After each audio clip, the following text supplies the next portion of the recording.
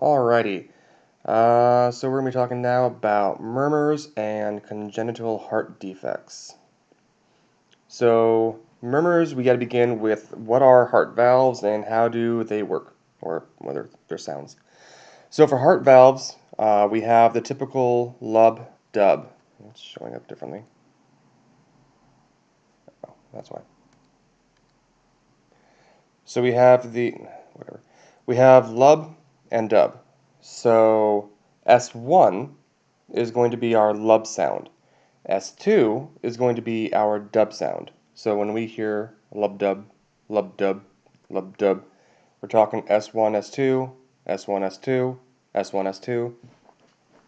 And these occur from the vibrations that occur with the closure of each individual valve. So for S1, this is going to be our mitral and tricuspid valves, the ones that separate the atria and the ventricles. And S2 is going to be aortic and pulmonic valves, the semilunar valves, right here and here. So the way that works is we have, I'm not sure why that's there, go away. There. So we have S1, S2, or I guess you can look over here also, we have S1, S2, S1. So before S1 occurs, we have diastole. So this is the time when the ventricles are relaxed. They're filling up with blood from the atria, passing through the mitral and tricuspid valves. Mitral and tricuspid. Once they are done filling up, these two are going to close, making the audible lub sound for S1. When these close, S1, we're going to go through systole, where the ventricles contract. When the ventricles are done contracting, we're going to hear S2. So once they're done contracting, pushing out all the blood, we're going to hear S2, where the semilunar valves are going to close, and these are going to open back up again to allow the heart to refill with blood. Remember also the cardiac auscultation sites. One way that I've learned to remember them, we have A, P, E, T, M. All pigs eat, oh, what was it? Tons of meat? No, what was it? I don't know. There are a few of them. You can look them up. They're helpful in case you can't get or remember which ones go in which order. For heart valves, anytime that we have a dysfunction in the valves, we're likely to experience some kind of murmur, which indicates that we have turbulent blood flow somewhere in there. So we can have it either as a deformity or a dysfunction of the valves themselves. It could be a dysfunction of the heart wall, where we have, for example, maybe hypertrophy in the wall, or it could be physiologic. For example, we could have a physiologic split S2. So what's going on here is between the aortic valve and the pulmonic valve, there's a slight delay, with the pulmonic valve coming later. So if we were to have someone who was, say, taking a deep breath, or perhaps someone who had, I will stick with a deep breath example. They take a deep breath, and what happens is we are decreasing the pressure originally in the chest, which expands the lungs. That's part of the function of contracting the diaphragm, is we are actually decreasing the pressure inside the lungs. The chest itself will expand, causing for the blood vessels in the lungs to expand as well, allowing more blood to fill up those areas. What that does then is it requires there's a split second longer for the left or the right ventricle to contract all that blood out of there. out of its ventricles, knowing that it has that much more room to eject into with those expanded pulmonary vessels. So we have just a slight delay for the pulmonic valve to close compared to the aortic valve to close. This does not have anything to do with any pathologic condition, though. For actual valvular disease, we have several etiologies, including inflammation and scarring, calcification. For inflammation and scarring, we can have this occur from, for example, rheumatic heart disease. We can also have calcification occur as just part of aging, or we can have a congenital malformation that occurs from birth, such as a thick septal wall, or perhaps a valve that doesn't have all of the papillae muscles. The overall problem with valvular disease is that we get some kind of altered hemodynamics, which will inevitably lead to an increase in myocardial workload. But because we also have altered hemodynamics, the increase in myocardial workload typically results in an inadequate blood flow or blood supply to the coronary vessels, making the myocardial workload becoming pathologic. So valvular disease can be split up into whether it is stenosis or regurgitation. Stenosis is when we have a thickening and hardening of the vessel or the valve, leading to an inability to open up all the way. This creates more pressure for the heart in some area because the heart has to work that much harder to push blood past that stenotic valve. With regurgitation, we have an inability for a valve to close all the way. This leads to an issue of volume for the heart because the heart now has to put up with an excessive amount of volume that it would have pushed through that faulty valve properly, but now there's backwash back into the left ventricle and the left or right ventricle, and whichever ventricle is having to work with this excess volume now has even more for it to pump out in the next beat. And murmurs are always very common with valvular disorders. You can kind of think of stenosis versus regurgitation as also the difference between systolic versus diastolic dysfunction in heart failure. Stenosis is similar to diastolic dysfunction, in which the ventricles are unable to fully relax and accommodate a full beat's worth of blood to fill up with, whereas regurgitation can be seen as the heart that is able to open up all the way but can't contract all the blood out of their space. So mitral stenosis is our first actual valve disorder. Here there is diastolic blood flow from the left atria to left ventricle that is impaired from flowing in. So what we have is right here, this mitral valve has difficulty because it's calcified, because it's rigid, it's hard, it's very stuck. It blocks, it obstructs blood from inside the atria from going properly into the left ventricle. So what does that do? That leads to a lot of buildup in the left atria. The left atria might hypertrophy a little bit, and the backwards effects are going to occur from building up pressure backwards to the lungs because we have all this extra fluid that's getting stuck. It's kind of like a traffic jam right here. So all of that is going to back up into the lungs, which is going to back up then also into the left or the right ventricle, causing right ventricular hypertrophy. We can also have congestive symptoms in the lungs as well.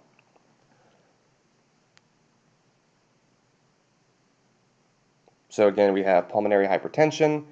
The lung arterioles and capillaries become narrowed, blocked or destroyed because we're having all this extra pressure that comes from the mitral valve not being able to allow enough blood flow to pass through.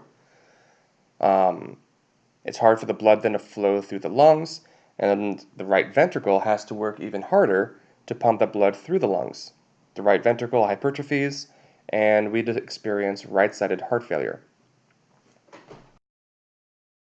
So the Mitral stenosis is one of the most common heart valve disorders we have because of the fact that a lot of it occurs with aging from mitral valve calcification. So what we have with mitral stenosis is we're going to have some kind of a diastolic murmur. So where was that? She posted that. That's regurgitation. So during the, actually I think I have to bring something else up. Alright, so with mitral stenosis, we have again all this pressure here that builds up and is being blocked from entering the left ventricle. So what we're going to experience, or what we're going to hear, is we're going to hear a murmur with diastole. So down here you can see that we have S2, which is a closing of the semilunar valves. And then as this opens up and we try, or the heart tries to contract all of this blood into the left ventricle, we're going to hear this long-standing murmur. And it's going to be heard as the blood flows from the left atrium to the left ventricle. There may be even like an opening snap from the opening of the valve itself. So we can also experience symptoms of pulmonary edema because of the backflow into the pulmonary circuit. And because the atria are being stretched, that can affect also the conductive system inside the atria, leading to the potential for atrial dysrhythmias, such as atrial flutter or atrial fibrillation. Both of those allow for turbulent blood flow, or promote turbulent blood flow, which have then the potential of developing an atrial clot. Anytime we have blood stasis, we have a clot issue or risk, and that could then lead to a stroke. Eventually, with the pulmonary circuit becoming more congested, we have then the potential for signs of right-sided heart failure long term. All right, so now we have mitral regurgitation. This is going to be an issue of the mitral valve, instead of being, in like stenosis, rigid, this is going to be a period or a valve that is unable to fully close after diastole. So what we have then is during systole, the left ventricle is going to contract like normal, for the purpose of going out into the aorta. So some of the blood will definitely go into the aorta, and these arrows are not meant to indicate how much proportion-wise go into each area. Blood will continue to go out into the aorta, but some will also go back into the atria. And we're losing then how much cardiac output we actually have. So we have systolic then backflow of blood from the left ventricle to the left atria. So this is going to go, some's going to go here, some's going to go back into the left atria.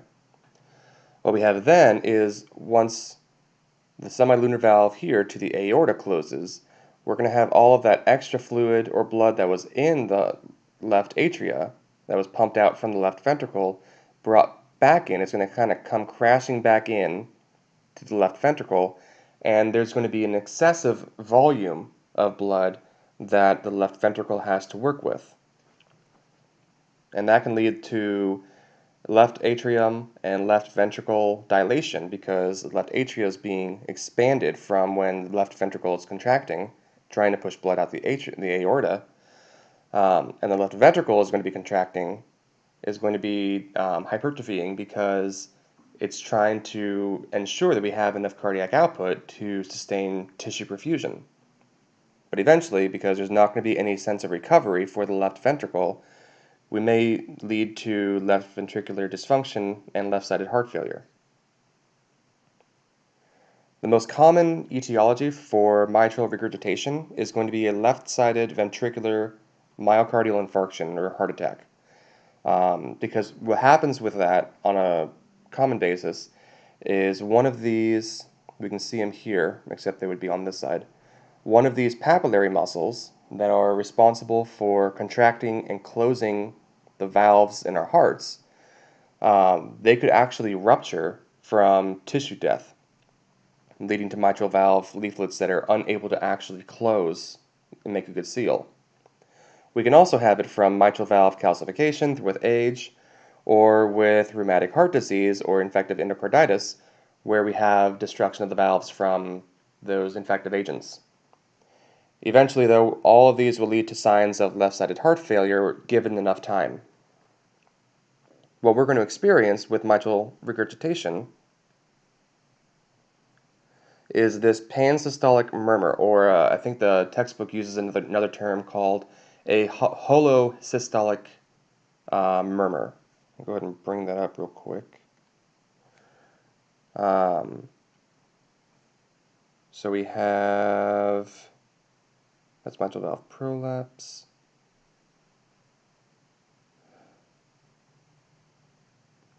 So we have here holosystolic.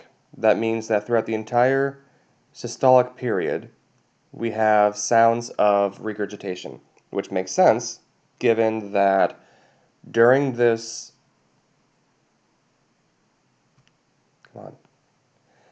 during the systolic period, we're going to be blowing blood or squirting blood. We're going to be flowing blood into the atria, and that's going to be passing through this faulty valve, creating turbulence and thus a murmur. So we're going to have this pansystolic murmur. In addition to that, what we're going to potentially hear is S3. And S3, the book actually does a decent job of explaining what S3 and S4 are.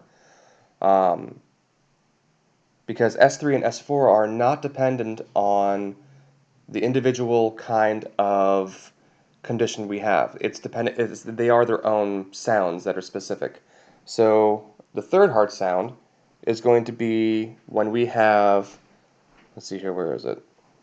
So the S3 gallop occurs from the blood flow from an atria back into the heart, into the ventricle. So it's kind of like this crashing of atrial blood into the left ventricle. So at times during diastole, blood flows rapidly from the atria to the ventricles. The vibrations of the blood flow against the ventricle or ventricular wall can be heard as a third heart sound. So what we would have is S2 and then quickly S3, because all that blood that was just, as we bring this up again, all that blood that was just ejected into both the left atria and into the aorta, the blood going into the aorta will be fine. It'll continue its roll through the aorta as that semilunar valve closes, but this valve doesn't close, and all of that blood that was ejected to the left atria will suddenly then come crashing back onto the wall of the left ventricle, plus whatever will be coming in as new blood for the next beat. And so that's what can cause that sort of sudden S3 sound.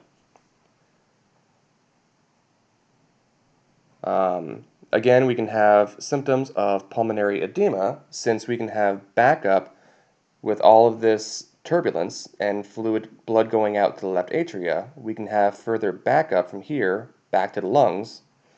And we have the potential of leading to left ventricular and right ventricular hypertrophy and heart failure long term. We can also experience myocardial ischemia leading to chest pain, because if we don't have enough blood flow or cardiac output from the left ventricle out through the aorta, then we're going to have a reduction in how much blood flow we get to the coronary vessels.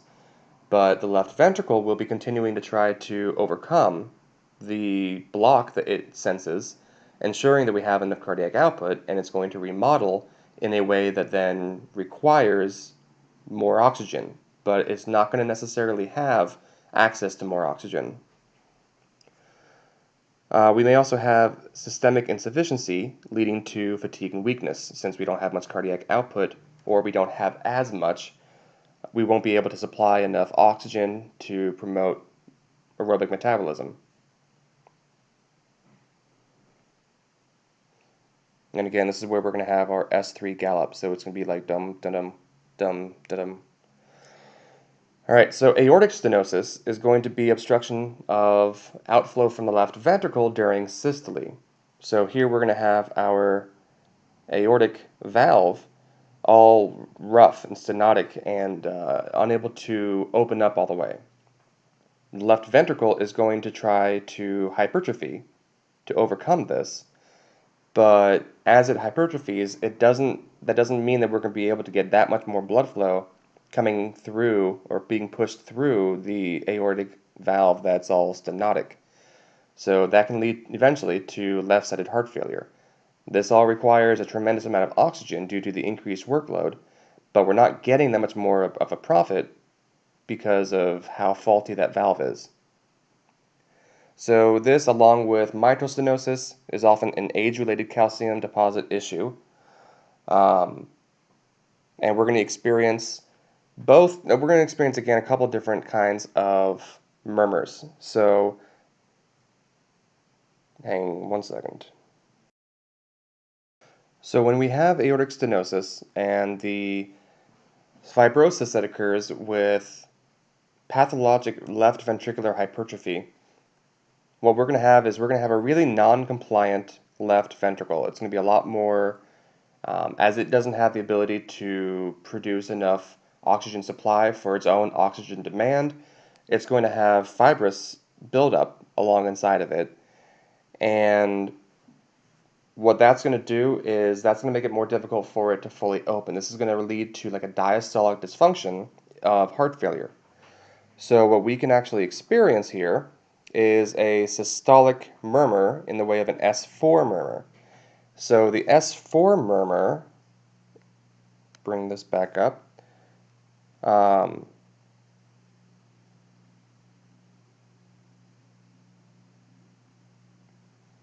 The S4 murmur is, where was that term? The atrial kick.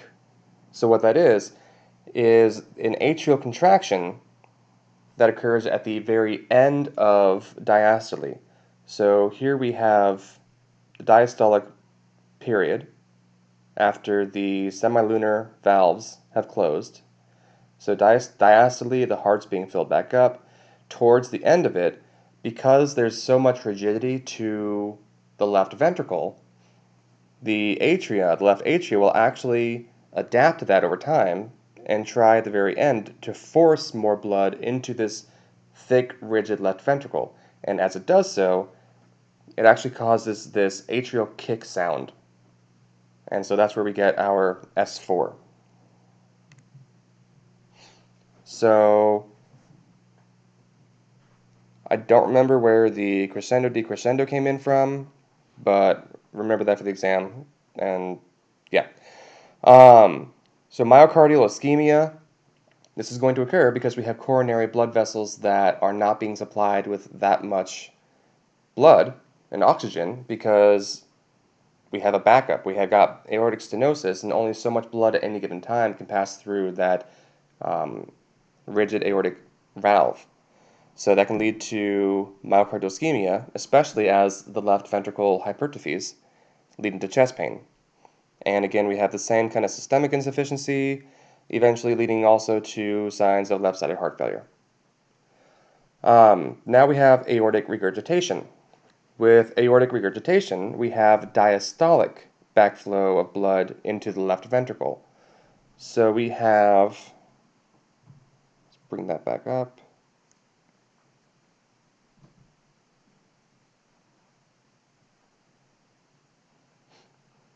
So aortic insufficiency is also another term for it, aortic regurgitation. So the valve here in general just doesn't work well. We have, this valve works great. We got blood coming from the left atria to the left ventricle. This closes for S1, great. So now we've got the left ventricle going to contract. It's going to push blood up through here, great, okay. But then this left ventricle relaxes, and a lot of the blood flow from the aorta suddenly backwashes into the left ventricle, as at the same time the mitral valve opens up to fill from the left atria. So we have all of this backwash coming back from the aorta, along with fluid from the left atria. So what that's going to do is we're going to have left ventricular dilation and hypertrophying as a response to try to cope with that, because the body is going to detect that we aren't getting enough cardiac output, and eventually that's going to lead to left-sided heart failure. So what we have here is the most common etiology is going to be bacterial endocarditis, which we can also have from rheumatic heart disease. And how that's going to manifest is we're going to have a diastolic murmur. I think it might be on here. So we're going to have a diastolic murmur. So after systole, after this is done contracting, and we enter the diastole where this is going to fill, the fluid here is going to mix with fluid here in a turbulent manner, along with the blood that passes through this faulty valve is going to cause turbulence. And we're going to hear this hollow systolic murmur or pansystolic murmur across diastole as a whole.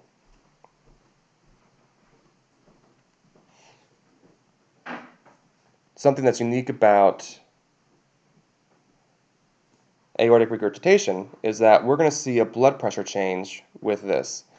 So we're going to have, as a left ventricle, because it has so much more blood to accommodate and pump with each beat, because it has to not only work with the blood coming from the left atria, it's also got to work with blood coming from backwashing from the aorta.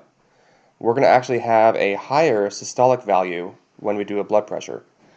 When we check diastole, the lower number in the blood pressure count, we're going to see that it's actually lower than normal, because the pressure that is supposed to be in the arteries, which is what we're measuring during diastole, a lot of that is going to end up being coming, because we have so much coming back into the left ventricle, there's not as much residual in the arteries, maintaining some form of diastolic pressure.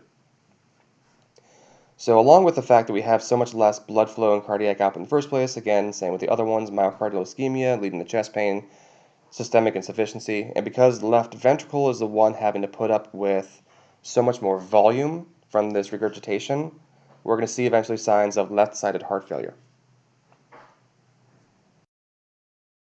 All right, so now we're moving on to fetal circulation, and there are two very specific things that are different in fetal circulation compared to a regular non-fetal circulation. So we have right here the ductus arteriosus, where we actually have a patent line between the pulmonary arteries and the aorta. And then we also have this foramen ovale as a hole between the two atria. Most of these are actually existing because of, or for the purpose of allowing easier flow of blood from the venous side to the arterial side, because of the fact that we have blood flow being supplied to the fetus via the umbilicus. The lungs are not actually being used in utero, so we had to find some way to maintain adequate flow. So when it comes to congenital heart defects, these are the ones that are present from birth, thus the term, and they are the most common heart disorder that we have in children. Some of the etiologies that we can experience from this, or that can lead to this, are maternal rubella, if it's experienced during the first trimester, exposure to cardiac teratogens, or just genetic influences. And they can also be divided up into whether they are acyanotic or cyanotic. And the reason they're cyanotic or acyanotic, or what determines whether they are one versus the other, is which direction the blood is flowing from. So if we have oxygenated blood in the left side of the heart, and we have deoxygenated blood in the right side of the heart. If we are to have blood being pushed from the left side where it's oxygenated to the right side where it's not oxygenated, we're not losing any percentage of oxygenation in the blood that's being pumped out to the aorta. It may be a little bit, like a minor amount less blood, being pumped out the aorta compared to how it would be if we didn't have a congenital heart defect. But whatever amount of blood, whatever volume is being kicked out, still is at somewhere between 95 to 100 if there's no other issue going on.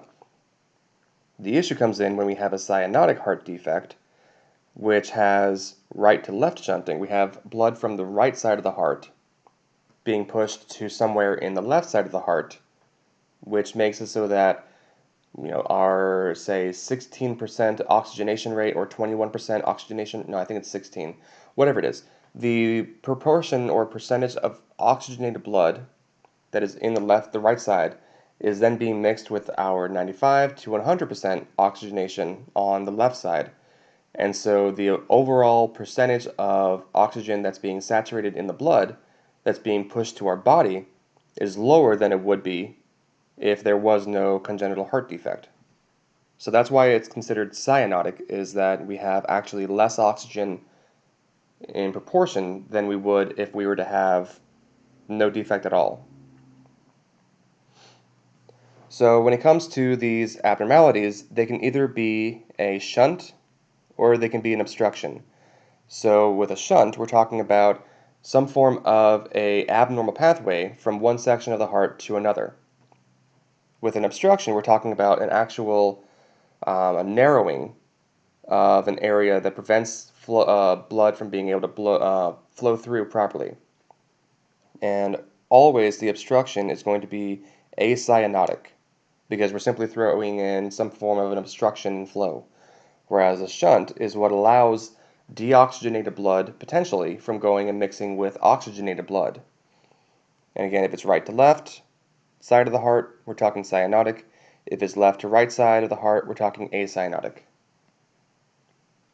So for our acyanotic congenital heart defects, we have atrial septal defect, ventricular septal defect, patent ductus arteriosus, and coarctation of the aorta.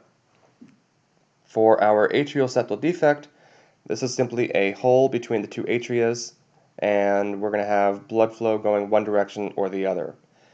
The majority of this occurs at the foramen valley, and it simply doesn't allow for that patent foramen valley to basically swell shut and seal after birth.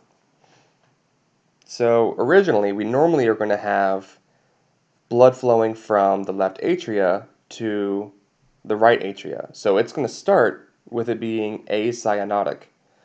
Over time, though, what that's going to do is we're going to have a lot of extra blood flow from here in the right atria to the right ventricle. The right ventricle is going to have to hypertrophy, pump out a whole bunch more fluid out to the pulmonary circuit, and there's going to be a lot of congestion from the right atria through the pulmonary circuit. So what that's going to do is eventually, as that pressure, all that extra pressure builds up through here from the right atria, through the pulmonary circuit, I guess I'm going that direction, that's going to potentially overcome the pressure that we naturally have as normally supposed to be higher on the left side, and we're going to start pushing blood from the right side to the left side, making this eventually a cyanotic issue. At the same time, we're also potentially going to have right-sided hypertrophying and potentially leading to right-sided heart failure over time. We can also have a ventricular septal defect, which is also just a hole around the bundle of His in the septum between the two ventricles. This is our most common form of congenital heart disease, and originally, because the left side, the left ventricle is so much stronger, since it has a pump to systemic circulation, it's going to overcome that the flow there and force fluid to the right side, making this an acyanotic heart issue. But that extra volume that the right ventricle then has to actually put up with is going to force it to remodel, making it even stronger potentially than the left side. Get rid of that. And if it gets strong enough, it can then overcome the strength of the left ventricle, making this a cyanotic issue. For patent ductus arteriosus, what we have here is we have blood flow from the left ventricle going up to the aorta, and then while it's still continuing to go to aorta down through the systemic circulation, we also have some of it going down through this patent ductus arteriosus into the pulmonary circuit. So originally, early on, there's going to be no clinical significance. It's not going to be a big deal. But as we continue to have the heart remodel this and the body adapt to this, well, I guess it wouldn't be adaptation at this point, we're going to have a lot of extra fluid, a lot of extra blood going into the pulmonary circuit. Over time, there's a potential that may lead to pulmonary congestion. With pulmonary congestion comes the right ventricle needing to overcome that extra volume and pressure. So the right ventricle will become more powerful. If it becomes more powerful than the left ventricle, then this flow that normally goes from aorta to pulmonary will switch from the more powerful than left or right ventricle pushing into the aorta, making it a cyanotic problem because we're mixing this deoxygenated blood with this oxygenated blood. And then we have coarctation of the aorta, which is where we have this pinching of some section of the aorta. Normally this occurs just before or after the ductus arteriosus, but if we have it before the ductus arteriosus, then that's going to be a much more severe issue because we're blocking blood from, or we're limiting blood from virtually every part of the body, and we're going to have an even greater load for the left ventricle. One of the interesting signs that we can see with acyanotic or coarctation of the aorta is that if it's past the blood vessels that serve the upper body, then we're going to see the upper body having different blood pressures, dramatically different blood pressures compared to what we have in the lower body. We also can have systolic murmurs that we can hear around this area because this is going to create a tremendous amount of turbulent blood flow as it goes through. And, of course, the left ventricle is going to have that much more, regardless of wherever it is, the left ventricle is going to have hypertrophy to overcome this massive resistance piece, leading to the potential for heart failure later on. So the only cyanotic congenital defect that you guys have to learn is tetralogy of Fallot, which is a series of 4 dysfunctions of the heart. So first we've got this narrowing of the pulmonic valve and stenosis of the pulmonic valve, making it very difficult to pump anything through into the lungs. We also have this thickening of the right ventricle, probably because we have to adapt to this thinned pulmonic valve. We also have a repositioning and displacement of the aorta and the aortic opening. Instead of being directly in the left ventricle, it's now kind of in between the 2 ventricles, making it difficult to pump blood directly into the aorta. It's not lined up correctly for the left ventricle. We also have this ventricular septal defect right here, which means that not only are we going to be pushing blood from the left ventricle into the aorta, we're going to be mixing also some deoxygenated blood from the right ventricle into the aorta. There are really multiple ways in which we're getting cyanotic blood or having cyanosis from this, and the severity related to this is based off of how small or how tight this pulmonary valve is. Alright, dysrhythmias. So, a dysrhythmia is any form of abnormality of cardiac rhythm from the electrical conduction system. So, they normally indicate some kind of underlying pathophysiologic disorder, and depending on the kind of dysrhythmia we have, we may actually impair cardiac output. So, quick recap on the conduction system. We have the SA node right here, the sinoatrial node. The sinoatrial node is the the pacemaker and sends a signal to the rest of the heart. The entire heart is actually capable, each individual, I believe it's in each individual cell is capable of acting as their own individual pacemakers, but because we have the AV node, the SA node, we have automatic pacemakers.